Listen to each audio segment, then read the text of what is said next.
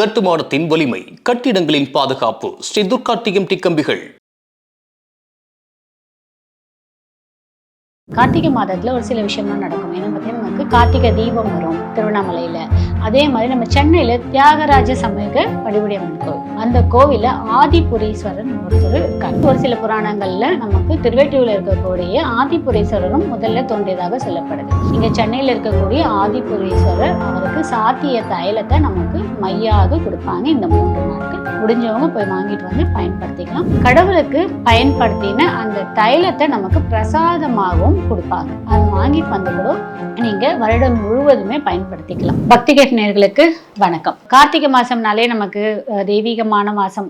ஒவ்வொரு தமிழ் மாசத்துலயும் ஒவ்வொரு நமக்கு ஸ்பெஷல் இருக்கு. அதே கார்த்திகை மாசம்னாலே சொல்லவே வேணும், நிறைய விசேஷம் இருக்கு. நம்ம பாத்தீங்கன்னா இவங்க நரசிம்மருக்கு விசேஷமான நாட்கள் சொல்லலாம், ஐயப்பனுக்கு விசேஷமான நாட்கள் சொல்லலாம், நம்ம முருகருக்கு, அதுக்கப்புறம் சிவபெருமானுக்கு, ஒவ்வொரு கடவுளுக்குமே விசேஷமா சொல்லக்கூடிய நாட்களாக இருக்கக்கூடியது இந்த கார்த்திகை மாதம். அதுலயும் கார்த்திகை மாதத்துல ஒரு சில விஷயம்லாம் நடக்கும். ஏன்னா பார்த்தீங்கன்னா நமக்கு கார்த்திகை தீபம் வரும் திருவண்ணாமலையில. அதே மாதிரி நம்ம சென்னையில தியாகராஜ சமூக வழிபடியம்மன் கோவில், அந்த கோவில ஆதிபுரீஸ்வரன் ஒருத்தர் இருக்காரு. முதல்ல தோன்றியது ஆதிபுரீஸ்வரர். அங்கதான் வந்து சிவன் முதல்ல தோன்றியதா சொல்லப்படுது. ஆனா இன்னும் சில வரலாறு என்ன சொல்லுதுன்னா, நம்ம திருவெட்டியூர்ல சிவபெருமான் தான் முதல்ல தோன்றியதாக சொல்லப்படுது. நமக்கு எப்படி நம்ம உத்தரகோச மங்கையில வந்து சிவபெருமாள் ஆதியில தோன்றியதாக சொல்லப்படுதோ, அதே மாதிரி ஒரு சில புராணங்கள்ல நமக்கு திருவெட்டியூர்ல இருக்கக்கூடிய ஆதிபுரீஸ்வரரும் முதல்ல தோன்றியதாக சொல்லப்படுது. அதுக்கு நம்ம ஏற்கனவே நவராத்திரி எபிசோட்ல ஒரு விஷயம் பார்த்துருக்கோம். என்னன்னு பார்த்தீங்கன்னா, கண்ணகி வந்து மதுரையை எரிச்சிட்டு வரும்போது சிவபெருமான் கிட்ட நாயம் கேட்க வந்துட்டு இருந்தாங்க. அப்போ சிவபெருமானும் பார்வதி தேவும் தாயம் விளையாடிட்டு இருக்கும் போது கண்ணகி வந்து இந்த மாதிரி கண்ணகி வர்றத சிவபெருமான் பார்த்துட்டு அவங்க வந்து ஏதோ கேட்க போறாங்க, பதில் சொல்ல முடியலன்னு சொல்லிட்டு அங்க இருந்த நீர் கிணத்துல அந்த விளையாடிட்டு இருந்த தாயத்தை உள்ள போட்டுட்டு கண்ணகி வந்த உடனே இது உள்ள விழுந்துச்சு எடுத்து கொடுங்கன்னு சொன்னப்போ கண்ணகி அதை உள்ள விழுந்து எடுக்கும் போது அதை மூடிட்டாங்க. அதுதான் வட்டப்பாறை அம்மனாக சொல்லப்படுது. ஸோ அந்த கோவில் நிறைய விசேஷங்கள் இருக்கு. நமக்கு தியாகராஜர் 7 இடத்துல இருக்காரு. அதுல சென்னையிலயும் நமக்கு பாத்தீங்கன்னா ஆதிபுரீஸ்வரர் கோவில்ல இருக்காரு. அதுக்கப்புறம் நமக்கு ஆதிபுரீஸ்வரர் இங்க என்ன ஸ்பெஷல் அப்படின்னு பாத்தீங்கன்னா, இவர் தான் தோன்றிய கடவுள், அதாவது அவரே சுயம்புவா வந்த கடவுள். இவருக்கு சிவலிங்கமாக இருக்காது, இந்த புற்று மண்ணால உருவாகிய கோவில். ஸோ அந்த கோவிலுக்கு வந்து ஆராதனை பண்ணுவாங்க. அபிஷேகத்துக்கான சிவபெருமானாலே அபிஷேக பிரியர் தானே. ஆனா இந்த சிவனுக்கு அபிஷேகம் பண்ண முடியாது, ஏன்னா அது புற்று மண்ணால உருவாக்கப்பட்டது இல்லை, அதுக்காக. ஆனா இவருக்குமே இந்த வருடத்துல 3 நாட்கள் அபிஷேகம் பண்ணுவாங்க. என்ன பண்ணுவாங்க அப்படின்னா, தைலம் சாத்தி அபிஷேகம் பண்ணுவாங்க.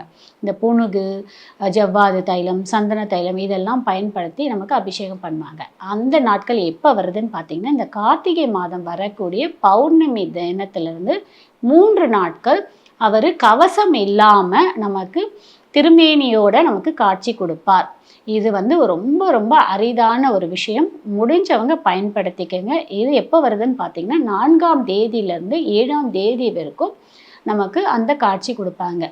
ஸோ ஒவ்வொருத்தர் உங்களால் முடிஞ்ச நாட்களில் போய் நீங்கள் அந்த இது பயன்படுத்திக்கலாம். அதே மாதிரி கடவுளுக்கு பயன்படுத்தின அந்த தைலத்தை நமக்கு பிரசாதமாகவும் கொடுப்பாங்க. அதை வாங்கிட்டு வந்து கூட நீங்க வருடம் முழுவதுமே பயன்படுத்திக்கலாம். எப்படி நமக்கு வர்ணி தீபம் ஏற்றி முடிஞ்சதுக்கு அப்புறம் திருக்கார்த்திகை அப்போ அந்த மை எடுத்து நமக்கு எப்படி கொடுக்குறாங்க திருவண்ணாமலையில, அதே மாதிரி இங்க சென்னையில இருக்கக்கூடிய ஆதிபுரீஸ்வரர் அவருக்கு சாத்திய தைலத்தை நமக்கு மையாக கொடுப்பாங்க. இந்த 3 நாட்கள் முடிஞ்சவங்க போய் வாங்கிட்டு வந்து பயன்படுத்திக்கலாம். இதெல்லாம் வந்து ரொம்ப அரிதான ஒரு விஷயம். இதெல்லாம் வருடத்துக்கு ஒரு முறை கிடைக்கக்கூடிய ஒரு விஷயம். ஸோ நம்ம எவ்வளோக்கு எவ்வளோ பயன்படுத்திட்டு நமக்கு தெரிஞ்சவங்களுக்கு சொல்லி நம்ம போய் பார்க்குறோமோ பார்த்துக்கலாம். அதே மாதிரி அது ரொம்ப பழமையான கோவில். அந்த கோவிலுக்கு நீங்க ஏதாவது தீபம் வாங்கிட்டு போய் கூட தானம் கொடுக்கலாம். நீங்க அபிஷேகத்திற்கு சுத்தமான புனுகு வாங்கிட்டு போய் கொடுங்க, சந்தன தைலம் வாங்கிட்டு போய் கொடுங்க, ஜவ்வாது நல்ல ஒரிஜினலான பவுடர் வாங்கிட்டு போய் சாமிக்கு நீங்க கொடுக்கும் போது அந்த தைலம் சாத்துறதுல உங்களுடைய பொருட்களையும் சேர்த்து சாத்தி கொடுப்பாங்க. இது வந்து ரொம்ப